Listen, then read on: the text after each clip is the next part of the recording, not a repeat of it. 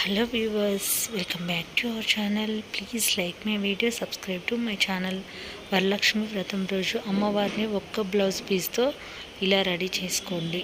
Blouse పీస్ని ఈ విధంగా ఫోల్డ్ చేసుకుని రెండు వైపులా సేఫ్టీ పిన్నులు పెట్టి రెడీ చేసి పెట్టుకోవాలి.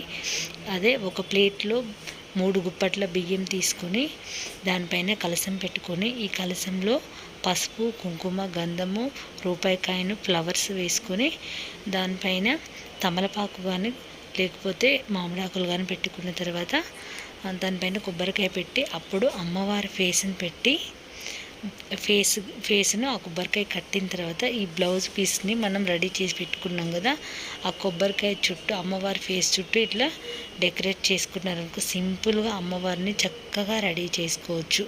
ఒక్క బ్లౌజ్ పీస్తో చీర కట్టినంత లుక్ వస్తుంది. సింపుల్గా ఈజీగా అయిపోతుంది. ఫుల్ వీడియోని డిస్క్రిప్షన్లో ఇస్తాను, తప్పకుండా చూడండి.